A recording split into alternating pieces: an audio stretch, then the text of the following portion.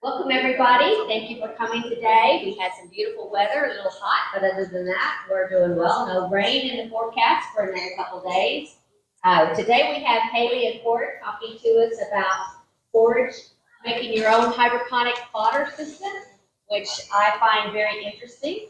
And hopefully it will be something that will work for you guys as well. Haley is our county extension agent for anybody who might not know that in the room. And you've been with us now a little over a year, right, Haley? Yes, ma'am. All right. Well, good afternoon.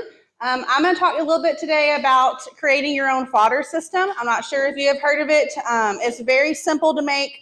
I am no expert in this. This is what we did growing up. I grew up on a pig farm, and we would try to kind of cut down on our supplements. I know that you've probably been to feed stores and you've seen the hundreds of different options of supplements you can buy for all different kinds of livestock. And so we had several show pigs on feed. And so we were trying to kind of cut that cost out. And so we heard about this with some of our northern show friends. And so we kind of looked into it a little bit. And so this is kind of just what we did as another additive to our show animals. We have since then fed it strictly to our chickens. Whenever I was an ag teacher, we would feed it to chickens and rabbits. We would grow it out in the greenhouse whenever I was teaching. So it's very, very simple. It's pretty cool, to be honest. And so it's just kind of something different for you to kind of just see, and maybe you can grow it. You can grow in your house, outside. So I'm just going to kind of just go through that today. So what is a hydroponic fodder? Fodder refers to sprouted grass that's grown without soil in a controlled environment. So this, typically we would use barley. We would sometimes use wheat. Barley was just kind of just what we went with. That's what our northern friends would use. That's kind of how we learned how to do it was with barley. We have used wheat in the past. We have not used oats. Obviously you can, and that's an option. It takes about 6 to 8 days for the seeds to produce. And what you'll see in a few pictures is just this sheet of nutrients, and you can feed the entire sprouts and the roots to your chickens, rabbits, livestock. And so it's very simple just to use the entire tray full, so you don't have to worry about having to cut out the roots or something like that. So it's very, very simple. And like I said, you can do it within 6 to 8 days for it to be fully sprouted, and then you can actually feed the entire process. So this is a picture, as you can see, that is my washer and dryer whenever I was in college. So like I said, you can grow it in your house. I have a minor in horticulture, and I was trying to get a couple extra credits to make sure I got that minor in horticulture. And so this was just like an extra credit that we worked out with my advisors that I did for a few months. At the moment, I couldn't tell you what my research was about it. I think it was just the fact that I was doing it, and they saw that I was actually trying to do something to earn that extra credit. And so I actually gave what I grew to some coworkers at that time, just to give at their house, their chickens, stuff like that. So that is my washer and dryer. I lived in a very small townhouse in Stephenville, and so this was the only option, was to put it in my laundry room. And so I got the bricks. These little wooden posts just came from the barn. These are some paint stir sticks right here. And then these tubs just came from Dollar Tree, which is kind of just what I have here as well. These are just Dollar Tree bins. And then these actually came from Dollar Tree as well. Obviously, you probably have these at your house, stuff like that. I just grabbed it that way you can kind of see what it looks like. I will say these are just mainly here. That way the tubs don't fall into each other. But obviously, if you don't have it set up like this, then you won't need those little posts right there, because they won't have to be on top of each other like that. So it's just a simple way that I could do it in my little townhouse, because I had a yard, but it really wasn't a very big yard. There wasn't really a fence around it, so I just didn't want anybody to kind of mess with it, so just grew it in my house. So why would you want to consider doing a fodder system? It can grow year-round, no matter what the weather is. Like I said, you can grow it in your greenhouse, in your barn, your garage. And so we had it in the greenhouse whenever I was teaching. That greenhouse was not very operable, so we just had the door open, and it still grew really well. Growing up, we had it in a shed, like a 20 by 40 shed, and we just had like a couple of fans in there to kind of help increase the airflow and everything, and it worked really good as well. It does use 90% less water than your regular forage crops. Again, this was just something simple for us to use with our show animals. Like I said, I grew up on a pig farm. Now my husband is a cattle guy, and we don't do this for our cattle because you would have to do a lot of it for your cattle. And there are big commercial machines that you can purchase for several $1,000s to be able to grow this. That's not what we're into. So this was just something very simple for those smaller livestock.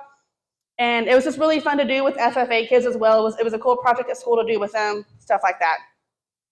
You do not have to use pesticides, herbicides, or fertilizers as well. Like I said, you only have it growing for about 6 to 8 days. Typically on that 7th day is whenever we would actually feed it. That's just and that's just easier to remember. On Sunday, you would just get out that growth and then feed it and then start all over with a new batch. And then it can be grown indoors. Obviously, you saw my laundry room, and that's just with the regular light in there. It wasn't with a special LDE light, just a regular light bulb in my laundry room. There was an air vent in there. It had little like double doors, like the glass doors like that. So I had those open throughout the time as well. And then there was an air vent in there to also help get some airflow. But it was very simple. The advantages for livestock for the nutritional side, barley fodder has shown increases in the crude protein from 12% to about 15 to 20%. I'm not sure if that is interest to any of you as well, if you're doing it with your chickens or not. But that was a big reason why we did it with ours. It does have a high digestibility rate because you are feeding all of the roots and the sprouts. They will absorb it up to about 80% more than what you would if you just fed a grain. So that was pretty cool for us. And they ate it like candy. The pigs did, the chickens did, the rabbits did. They loved it, and they would just scarf it on down. It does have a lot of vitamins in there. Again, this is just going kind of off what the barley does because that's just what I know best for this situation.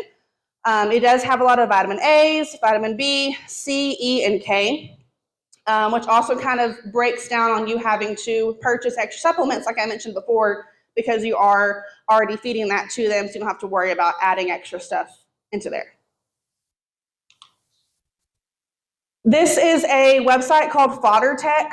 I was kind of looking around to see how much those big commercial operations were. I wanted to kind of see what the price was. And so I found Fodder Tech, and so they were kind of putting the advantages on what the sprouts would do for your chickens. I figure majority everyone in here has some chickens at the house, and so it did say that the advantages are they'll lay more eggs, they'll lay larger eggs, they'll have a thicker shell, and then they will have kind of an improved health. From what we saw, their feathers would be much more smoother. They would, I don't want to say be happier, but they would seem like they were happier. You can obviously tell for those animals like that, if they are and stuff. So that was just kind of really cool for us to kind of watch as well.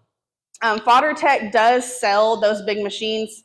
The cheapest one I saw was a little less than $1,000. Again, you can obviously see how cheap it was for me to start this up, so you don't necessarily need something like that, but that is an option if you have a bigger operation, maybe that you're wanting to try. So how to grow the fodder. So what you're going to do first is you're going to purchase your seeds. The co-op, the Producers Co-op in Bryan does sell these bags of seeds. I went last week whenever I was at a conference in College Station. I was going to actually grow some throughout the week to kind of show you in person what the growth looked like. They did not have barley in stock, and that's really what I wanted, so I didn't purchase anything. They do have them on Amazon. What that quality is like, I'm not sure, but that is an option for you to try just to kind of see if you're actually like growing it, if your animals like it, before you actually invest in some of the bigger or the better seeds. So what you're going to do is you're going to soak those seeds in like a 5-gallon bucket for about 8 to 12 hours in clean water. This will just help with germination, and it'll help reduce the risk of mold, and it'll actually help them sprout a little bit quicker and better because they're already being soaked in water. Then you're going to drain them. Like I said, we put ours in like a 5-gallon bucket, and then we would pour it into a bucket that had little bitty holes in it to get the water out, and then we would scoop the seeds out. And then you're going to just kind of rinse them off. That's not necessarily, I don't remember ever really necessarily doing that all the time. And then you would Put them into your tub, probably about an inch, inch and a half in depth in here. Make sure it's even throughout the whole tub. And then just water probably twice a day. The only issue that I have seen, which I'll show you a couple of pictures in just a minute, with having the tubs like this where they are on top of each other, what we would also do is, you saw in the first picture, so this piece of wood right here was just kind of holding the tub up. And then we had another piece that would tilt the tubs to where they would be a little bit of at an angle like this. So we would just water the top, and then the water would trickle down. It would roll over here to this side. It would trickle down to the next one. This one would be tilted the other way. It would just keep going down all the way. That way, all we had to do was just pour water up here. It was good to go. I will say the disadvantages with that, this is kind of hard to see, but you can see on another photo that water didn't necessarily get throughout the entire tub very evenly from doing that. So you would have to kind of monitor that. But you know, with hydroponics, that's just kind of, you want like the less work that you have to do with that. And so I would get like a little mist bottle and just kind of mist it throughout the time as well. But if you want to just have your tubs like this, where you can just water it individually like that, that would work just fine too, because then you can actually make sure the water gets evenly into that tub. And like I said, it does take about 6 to 8 days. On that 7th day was whenever we would actually harvest it. We would sometimes wait 8 days, depending on if the entire tub was fully sprouted. And you'll see in a photo of what I mean about the water not getting to it all the way down, because you don't want to waste those seeds pretty much. And so we would either sometimes just let it grow an extra day or two, or we would just kind of cut it in half and cut off that fully sprouted side and then keep the other side. And you can see on the roots of what I mean by cutting it, because there's just a really big depth of the root system. So with the setup, like I said, these are from Dollar Tree. I do have a picture of something similar that we used growing up in our shed. It was one of those big wire racks. And we did have bigger trays instead of tubs, because we were feeding several show pigs. My senior year, we had 24 pigs on feed that year, so we had a lot to feed. And so we did have the really big trays that or tubs that you would store like Christmas decorations and stuff in, you know, like we would have that kind of stuff in with the seeds in them. But for what I did in college and what I've done, you know, on other times, just as little tubs works just fine. You do obviously want to cut holes in this. I didn't mention that. Hopefully you got that whenever I said it would trickle down, but you do want to put some holes in your tubs. You will need some kind of shelving to keep them on. You saw that I put mine on a tub lid on top of my dryer, so that's not really very necessary. A light source, like I said, we had ours in the greenhouse one time. They used to be in a shed. In the shed, they did have an LDE light, and we did have a window in that shed. And sometimes the light would just stay off, and it would just have that natural little bit of sunlight come in, and they grew just as good as the ones in my laundry room grew. So it's not that big of a deal if you don't have an LDE light, because they're going to grow no matter what. And then obviously your seeds as well. So then this I kind of added just for the cost, if you're just getting started. So this wire rack up here is very similar to what we used, and we did tilt them to where we would just water the top and it would trickle all the way down. So that's why we had a big one like that. I got this off of Lowe's. So obviously if you already have a setup similar to that, then you don't have to purchase one. But getting started in it, if you do actually try to incorporate this, you would maybe try to look at something like that. And so that is the cost of what that rack would be, which is $119. That was just from Lowe's. I didn't check anywhere else. I went to Lowe's and looked up which one they had. And then this bottom picture is from Hancock Seed Company. And I was looking up to see how much their bags of barley were compared to just going to a feed store. I didn't actually call Centerville Feed here to see if they had some. I'm sure they do. I'm sure Davis also has some as well. I'm sure Stanley's even has some. I was just at Producers last week because I was in College Station at Beef Cattle Short Course. And I was just trying to get it in between lunch and stuff like that. but it's kind of hard to see on your paper, I know, but even right here, a 48-pound bag is typically $70 from this company. It's on sale for $30 right now, but it's typically $70. And so we used to get about 500 pounds at a time because, again, we were feeding it so much. But that's just because we had a big operation. And so that just kind of gives you an idea on that. I did put how much a bag of chicken feed is from Tractor Supply in case you are using it for your chickens. Typically it ranges between $15 and $20, just kind of give you an idea on if you have to purchase some kind of shelving or maybe a little table, something like that. And then the seeds will kind of give you an idea on how much you would be spending versus how much or how often you buy that bag of chicken feed, just to kind of give you an idea on that. Yes, ma'am? What was the name of the store that had it on sale? Hancock. It should be on the very back of your paper, my PowerPoint. I have my sources right there. Hancock Seed Company. Any other questions so far? So these are some pictures from whenever we had it in our shed. So this one on the left is day 3 production. You can see, I know it printed off really small on your papers, but you can see we have some little bitty white sprouts happening throughout the entire tray. And then the top one is day 5. And this is what I was talking about with the water not being evenly into the tray, because you can see right here where the red light is, there's not very many sprouts right there. And so that is an issue with having these trays like this, is that whenever they're tilted, the water on the top side doesn't always go in there very well to water it very good. And so you can see how that growth isn't very good right there. And so we would either just take that one off to where it wasn't tilted anymore, or we would just spray it and kind of give it an extra day or two to let it grow a little bit more. Yes, ma'am? About an inch, inch and a half. And so you can kind of see where that was an issue. On day 6 down here at the bottom, it's not near as bad as far as not being watered efficiently. It's just still sprouting pretty good. And so we would leave that one for about 2 more days and give it to that 8th day before we would probably use that one. And you can see below it, that one is the 7th day and how much fuller the sprouts are right there compared to that one. So it does happen very quickly. It is a very short turnaround, which is phenomenal. I will say, if it's something that you end up doing, I would recommend getting more than how many days you're trying to grow as far as tubs, because it does take 12 hours to soak those seeds again.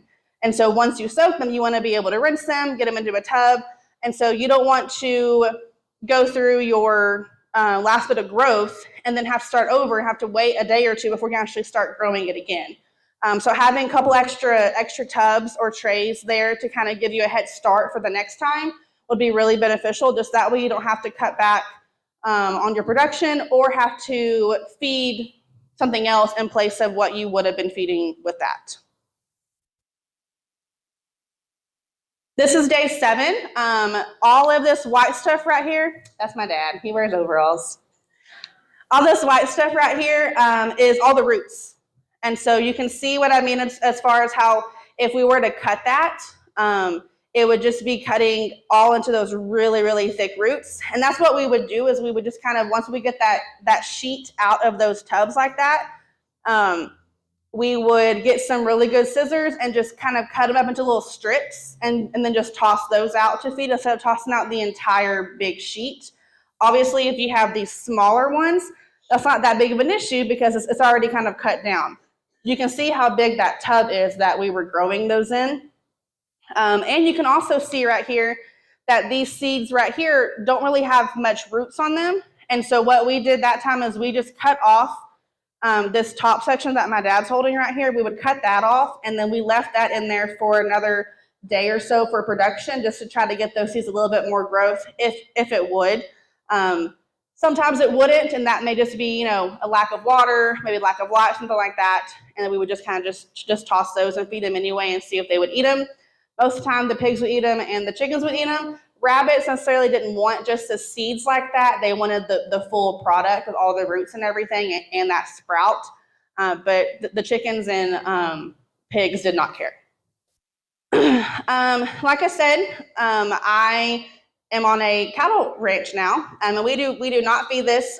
We did have a mini horse growing up that my niece and nephew played with, and so we would feed a little bit to her. Obviously, that wouldn't be all that she would be getting, so you want to make sure to not feed it to larger livestock, as far as just that being their only option. You want to make sure that you're also giving them extra.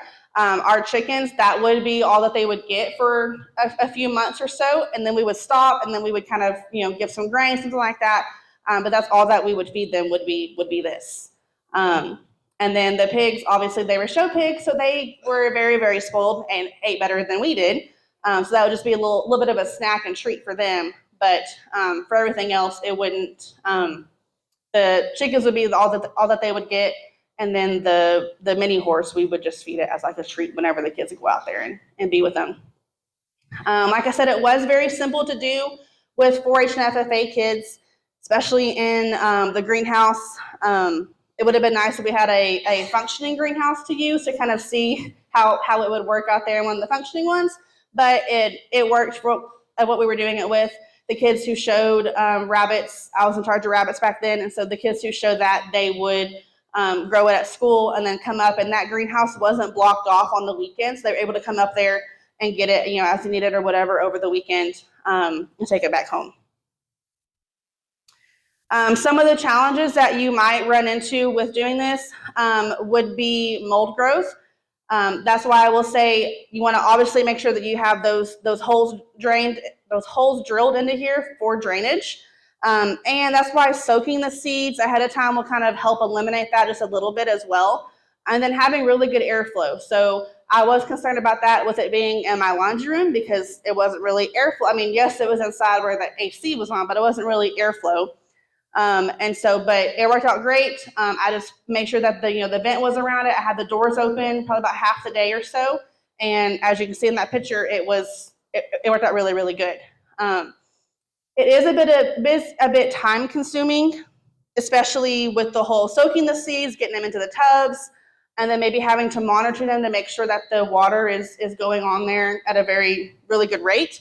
However, we would make our feed, and we still do make our feed in the evening time anyway for the morning chores to be a little bit easier. So it really wasn't an extra step for us. I can see how it would be for someone else who just has, like a bag of chicken feed. They just get like a scoop out and just feed that. This is a bit of extra steps in place of that. But all in all, it's much more nutrients. The quality of it is a lot better than some of the feeds that you get at the feed stores and stuff like that. So it ended up working out really well for us. So it probably wouldn't, to us, it didn't matter that it was an extra few steps because we saw the benefits of it and saw how much better our show animals and our backyard chickens and stuff were from that. Just some tips for you. Growing up in a show barn, we use bleach for everything because that's what's going to actually help kill all the germs. And so whenever we would clean our trays in between starting up a new growth, that's why it's good to have a couple extra trays as well, because we would use a bleach and water solution for this and clean it out really well. And then we would let it air dry. And so that just kind of helps get out a little bit of bacteria that may be in there. Maybe there wasn't good airflow, for that production or something like that.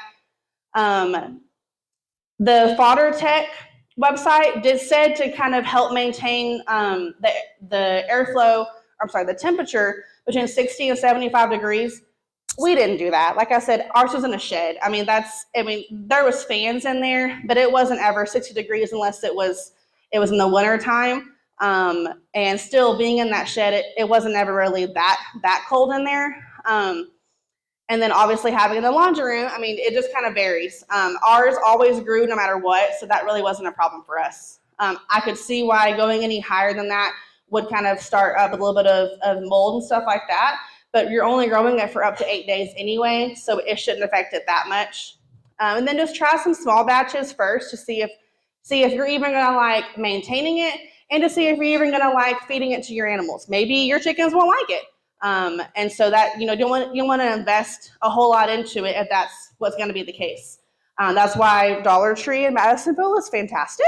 And just having, like I said, I use the bricks, I use little paint stir, stuff like that. So it was stuff that we just had at the house that we just kind of made do with it. And you can always, if you wash that really good, obviously there's going to be holes in them. You can still reuse the tubs at a later date if you needed to store something else in them. So it's not like it's going to be that big of a deal. Obviously, don't go out and buy the several $1,000 commercial machinery first to try it, because you don't know if you're actually gonna enjoy that or not. I believe that is all I have. There is some extension publications that I found about that. And then here are some of the sources, that Fodder Tech, and then the Hancock Seed Company that I found as well.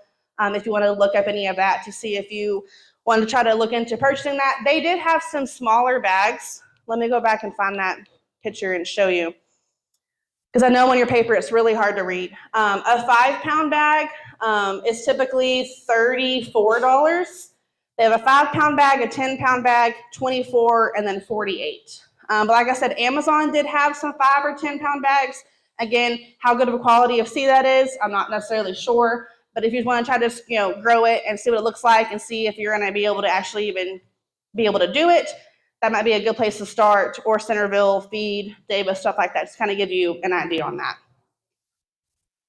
Any questions? Yes, ma'am? So Haley, I'm pulling the dumb stuff, but can you explain to me how you do this from day to day to get your Yes. Let me go back and show you this picture. That way, that might be a little bit of a better help too. So this is setting on my dryer. I have a big tote tray right here, just to kind of set it on. That way the heat from the dryer isn't really on it. I had a smaller tray up underneath these tubs right here to catch that excess water, because they also had holes in the bottom of that tub as well. And then the bricks were to just kind of help level us up. And then I put these little rods, which is kind of what this is in this place. Put those rods just to help give a big enough gap between those. And then the painter sticks were just a little bit of elevation to help the tubs be tilted. Let me put this down. How much room do you need between the bottom of the top one and the top of the bottom? It just varies on how much of sprout you get. So in some of the other photos, the pictures, you can see that how we did it in the shed was we put the very oldest growth at the very top. That way that sprout is not getting in the way. But I did it opposite in my photo. I guess I did not. No, I did not. You're right. So Most of the oldest ones are on top, so they have more room to grow. And you can also switch it. So like as it grows, you can just move it around. So this sets here to help tilt it like this, to where whenever you water it from this side, all the water goes down, trickles, and then this side would be tilted like that. That way the water just goes all the way down to the bottom tray. But then, like I said, this side may not get as much water. This side may not get as much water. But that was just because I wanted to try to see if I could just water from the top and just let it go down. And so I would have to get some kind of like misting bottle to have as well, just to make sure I filled in some of those holes. Like with this big one right here, like that's kind of where we had to water extra right there, because that's where it was tilted to where the water would go in there first, but then it would just, obviously due to gravity, it would go the other way. So that's not necessarily a must. That's just how we did it. I can't necessarily tell you why we did it that way. That's just how we had it set up. I think it's because it was just more simple for us to go in there and water on the top, and then just kind of let it go. And then as needed, we would go in there and water the excess or the part that wasn't getting the excess water. Did you rotate the bins every day? I did on my little ones. These big ones, because we had this big wire rack right here, we didn't have to, because there was enough room in between them to where it didn't have to be that way. But my little ones, I did, because this growth was not going to work good right here. If you lay it flat like you talked about before, Mm-hmm. Where's the hose at? You put hose in it? The holes, yes. The holes would just be in the bottom of this, and then there's a tray underneath these very bottom ones that would catch the excess water, and these would be setting on a little bit of a tilt, like not really a tilt, but of a bar right there to get them off a little bit. That way the water would have room to come out. Yes, ma'am? How big were the holes? Ice pick size, pencil size? We just used probably about a quarter inch of a drill bit and drilled it into there. Yes, ma'am? You just drilled on one side, correct? Yes, ma'am. Yes, ma'am. Yes, ma'am. It was drilled on this side that would be tilted down. That way the water would tilt all the way down. Why wouldn't you just drill a hole in the middle? Water rail like that. You could. Like I said, I don't know why we did it on tilts. That's just how we started doing it, and so that's just why I did it that way. But in order to prevent you from having to go and spot water, it would be better just to have them on a table like this, and then just put one or two holes, like you said, in the middle, something like that. That way it would just. How much water would you pour into the top? I had a one of those big cups from Dickie's Barbecue, you know, the big yellow cups. I had one of those, and I would have it completely full, and I'd just pour it from the top and just watch it all trickle down. Twice a day. Yes, sir. Yes, sir. Colander, maybe line it with the paper towel. Yeah, you could. Yeah, that'd be a really good idea. That might be my Monday. Yes, ma'am. That'd be a really good idea. Any other questions? I hope you try it. I mean, it's very simple. It's pretty cool. Like I said, everything that I got up here is from Dollar Tree, and the seeds on Amazon weren't very expensive if you wanted to try that. So it's just kind of simple just to start and just see if your chickens, rabbits, whatever you got will like it, and you can go from there. Perfect. Thank you.